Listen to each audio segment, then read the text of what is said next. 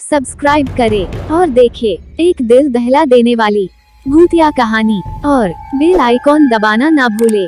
तो चलिए कहानी शुरू करते हैं। कहानी जहां हमने पहले भाग में छोड़ी थी वहीं से शुरू करते हैं। मोहित पुतिन कुटी में वापस आ चुका था खाना खाकर और उस चौकीदार से बात करके। मोहित अपने कमरे में जैसे ही जा रहा था तभी चौकीदार ने उसे पीछे से आवाज मारी और कहा, साहब, अगर आपको रात में किसी की आवाज आती है या फिर ऐसा लगे कि कोई आपको बुला रहा है तो उस पर ज्यादा ध्यान मत देना। चौकीदार की बात सुनकर मैंने बड़ी ही हैरानी के साथ कहा, मतलब मैं कुछ समझा नहीं, आप कहना क्या चाहते हैं? किसकी आवाज और कौन बुलाएगा मुझे? फिर उस चौकीदार ने कहा, मतलब यही कि तुम्हें रात में किसी की आवाज आए या फिर ऐसा लगे जैसे आपको कोई बुला रहा हो तो उस आवाज को अनसुना कर देना।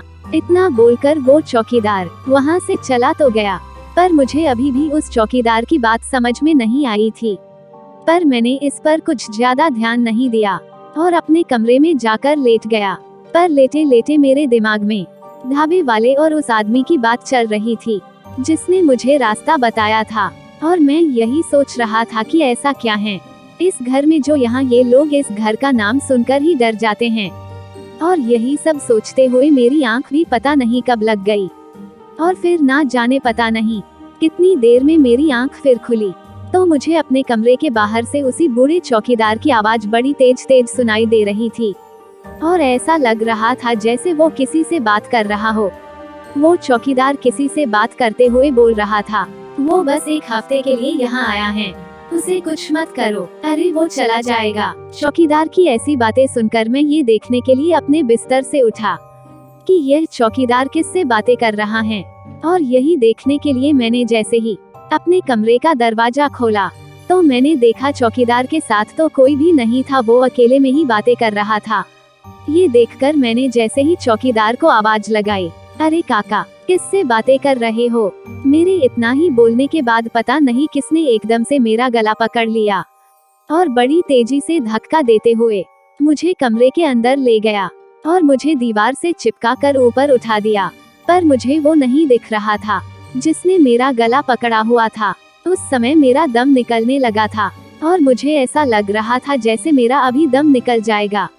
पर तभी उस बूढ़े चौकीदार ने कमरे के अंदर आकर बड़ी जोर से कहा, छोड़ उसे, मैंने कहा ना वो बस एक हफ्ते के लिए यहाँ आया है, मैं कहता हूँ छोड़ उसे।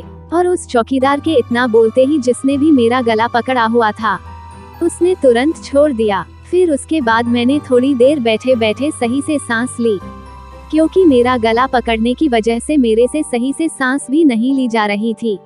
और उसके बाद मैं बैठे बैठे सांस ही ले रहा था। तभी उस चौकीदार ने मुझे कहा, मैंने आपसे कहा था अगर किसी की आवाज आए तो उसे अनसुना कर देना। अभी मैं यहाँ नहीं होता तो पता नहीं क्या हो जाता। और हाँ, आगे से ध्यान रखना, अब सुबह से पहले कमरे से बाहर मत निकलना। इतना बोलकर वो चौकीदार तो वहाँ से चला गया। पर मैं अभी भी यही सोच रहा था कि आखिर वो था क्या। पर उसके बाद मैंने अपने आप को थोड़ा संभाला और वहाँ से उठकर अपने कमरे का दरवाजा बंद करा और सीधा फिर अपने बिस्तर पर आकर लेट गया।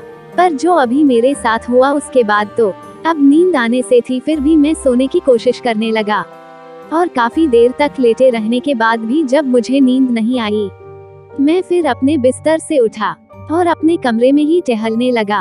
और टहलते टहलते मैं जैसे ही अपने कमरे की खिड़की के पास पहुंचा तो जैसे ही मैंने खिड़की से बाहर देखा तो मेरी आंखें फटी की फटी रह गई और मुझे अपनी आंखों पर से ही विश्वास हट गया, क्योंकि मैंने देखा घर के बाहर मेरी बीवी भागती हुई चली आ रही हैं और उसके पीछे एक बिना सर वाला आदमी भागा चला आ रहा है।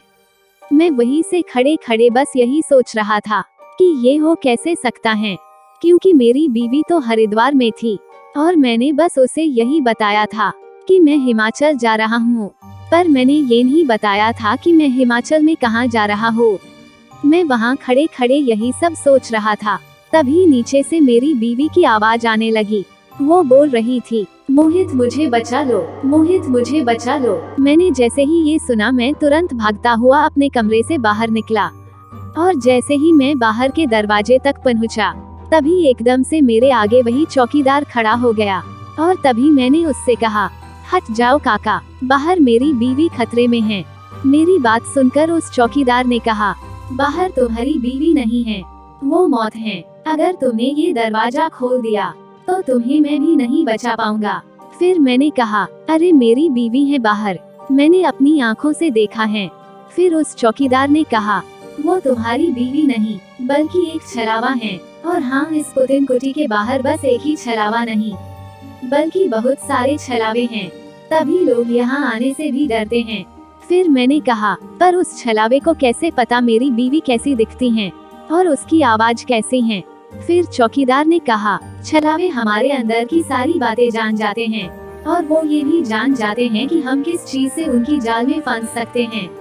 उसकी सारी बातें सुनने के बाद मैंने कहा, चलो ये मान लिया वो छलावे हैं, पर जो इस घर के अंदर हैं, वो कौन है फिर जिसने अभी थोड़ी देर पहले मेरा गला पकड़ा था? अब इसके आगे की कहानी अगले एपिसोड में है।